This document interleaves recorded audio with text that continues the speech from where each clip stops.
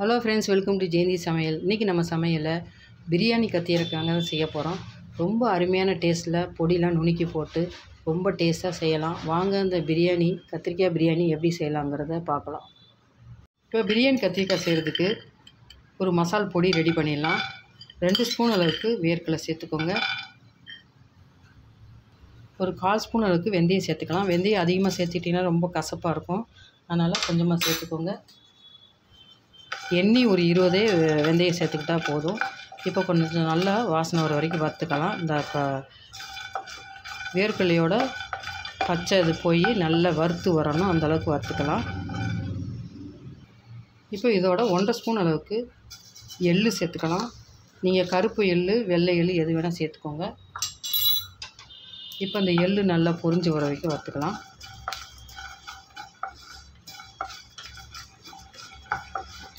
இந்த கிரேவிக்கு இந்த பொடி தாங்க நல்லா ஒரு வாசனை கொடுக்கும், கொஞ்சம் திக்னஸும் கொடுக்கும்.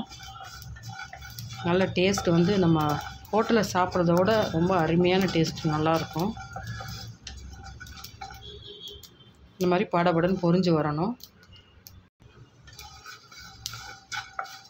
அவ்வளோதான், பொரிஞ்சிச்சு. இப்போ ஒரு பிளேட்டில் கொட்டிட்டு நல்லா ஆறினோடனே மிக்ஸி ஜாரில் நுணுக்கிட்டு வந்துடலாம்.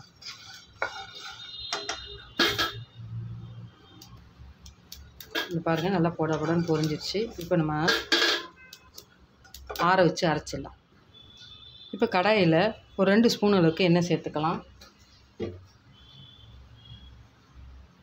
சேர்த்துட்டு இந்த கத்திரிக்காயை, இந்த மாதிரி கத்திரிக்காய் வாங்கிக்கோங்க, வயலட் கலர் கத்திரிக்காய்.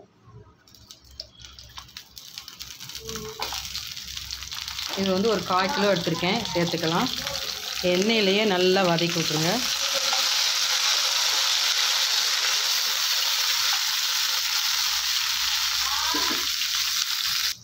இப்போ பாருங்கள், அந்த கத்திரிக்காயோட கலர் சேஞ்ச் ஆகிடுச்சு. இப்போ நம்ம ஒரு தட்டில் எடுத்துடலாம்.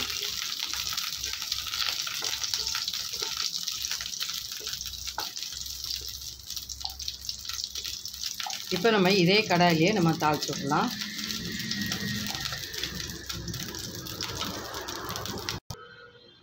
இப்போ இதே கடாயில் ஒரு 2 ஸ்பூன் எண்ணெய் ஊற்றிக்கோங்க. ஏற்கனவே கொஞ்சம் எண்ணெய் இருக்குது, அதோடு சேர்த்து ஊற்றிக்கலாம். இப்போ எண்ணெய் காஞ்ச உடனே 1/2 ஸ்பூன் கடுகு சேர்த்துக்கலாம்.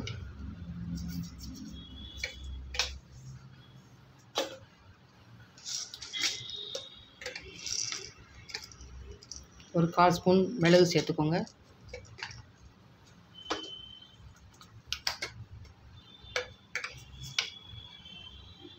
அரை ஸ்பூன் சீரகம் சேர்த்துக்கலாம்.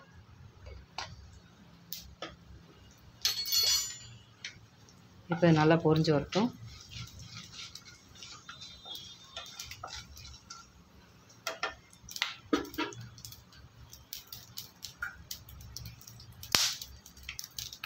இதில் ஒரு வெங்காயத்தை பொடியை நறுக்கி சேர்த்துக்கலாம்.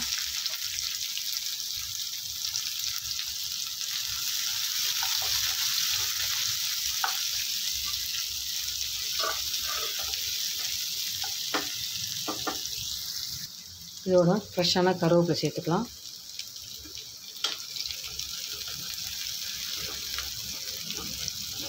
கொஞ்சம் கண்ணாடி பதம் வர வரைக்கும் வதக்கி விட்டுக்கோங்க.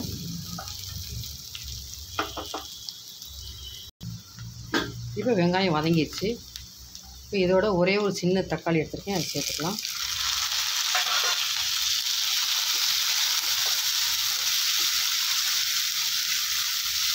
தக்காளி நல்லா மசிஞ்சு வரட்டும்.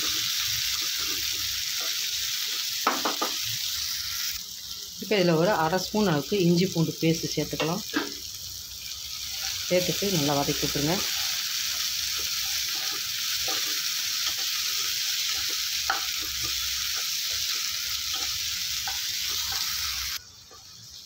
இப்போ இந்த இஞ்சி பூண்டோட பச்சை வாசனை போயிடுச்சு, தக்காளியும் நல்லா வதங்கிடுச்சு. இப்போ இதோட நம்ம மசாலா ஐட்டங்கள்லாம் சேர்த்துடலாம். 1 ஸ்பூன் தனி மிளகாத்தூள், 1/2 ஸ்பூன் தனியாத்தூள், 1/2 ஸ்பூன் மஞ்சள்தூள் சேர்த்துருக்கேன். சேர்த்துட்டு கொஞ்சம் இதோட வதக்கி விட்டுருங்க.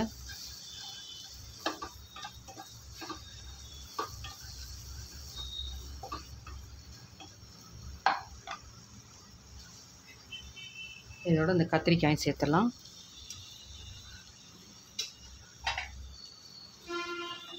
இப்போ இதுக்கு தேவையான உப்பு இதோட சேர்த்துடலாம்.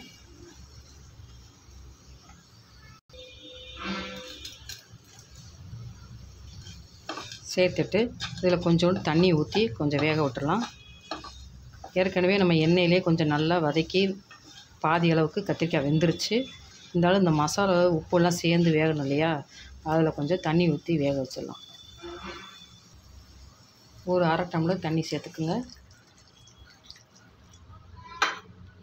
சேர்த்துட்டு கலந்துட்டு மூடி ஒரு 2 நிமிஷம் மூடி போட்டு வேக வச்சுருங்க.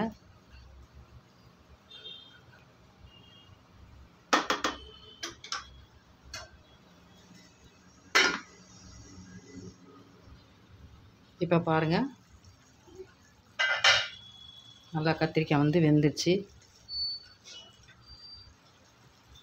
இப்போ ஒரு நெல்லிக்காய் சைஸு புளி எடுத்து ஊற வச்சுருக்கேன். அதை கரைச்சி ஊற்றிடலாம்.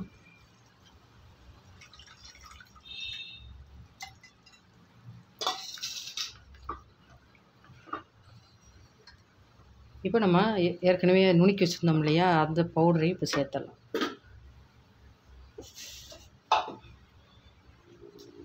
நுணுக்கி வச்ச பவுடரையும் சேர்த்துக்கலாம். நான் கரெக்டாக தேவையான அளவு தான் நுணுக்கியிருக்கேன், அதனால் எல்லாத்தையும் சேர்த்துக்கிறேன்.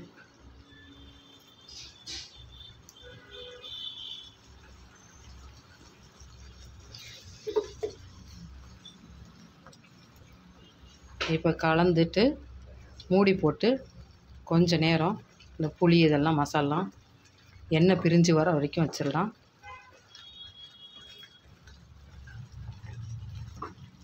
உப்பு காரம்லாம் டேஸ்ட் பார்த்துக்கோங்க. கரெக்டாக இப்போ இந்த ஸ்டேஜில் போட்டுக்கலாம். எனக்கு கரெக்டாக இருக்குது எல்லாமே. இப்போ சிம்மில் வச்சுட்டு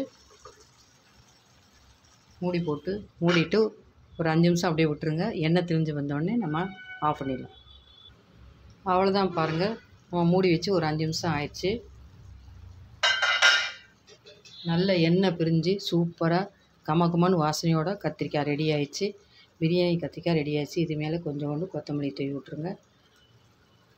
புளி மட்டும் நீங்கள் வந்து ரொம்ப புளிப்பாக ஊற்றிடாதீங்க. ஒரு சின்ன எலுமிச்சம்பழம் சைஸ் புளி எடுத்து கரைச்சி ஒரு தண்ணியில் கரைச்சி ஊற்றினா போதும்.